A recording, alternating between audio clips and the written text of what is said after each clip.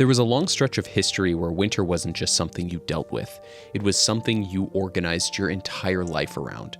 From roughly 1300 to the mid-1800s, much of the northern hemisphere went through what's known as the Little Ice Age. It wasn't one continuous freeze, but winters were longer, colder, and more unpredictable than we're used to today.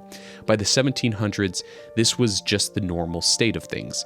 Rivers froze regularly, snowpack lingered for months, harvest seasons were shorter, and a bad winter could mean real hardship, or worse. Snow wasn't an inconvenience, it was a structural condition.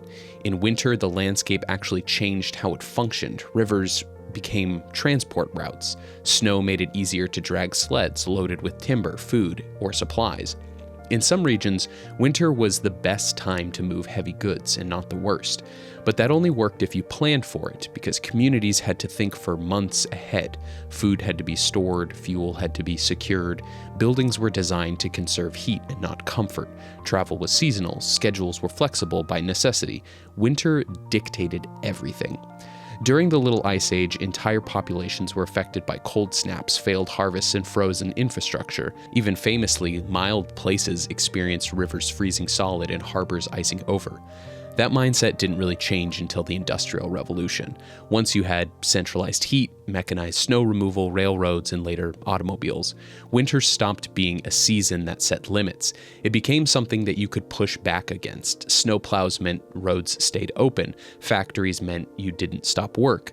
Artificial heat meant buildings didn't have to follow the old rules. And over time, expectations changed. Winter went from shaping daily life to being treated as a temporary disruption. But if you look closely at older towns and landscapes, you can still see the logic of the older world they were built for. Roads that avoid valleys where the snow piles up, dense town centers that minimize exposure, buildings were clustered together for shared heat and protection. Those choices weren't aesthetic, they were survival. So when we talk about how different winter feels now, it's not just nostalgia. We don't live with winter the way people did in the 1700s. We live through it because we built systems that allow us to ignore it, or at least as best as we can.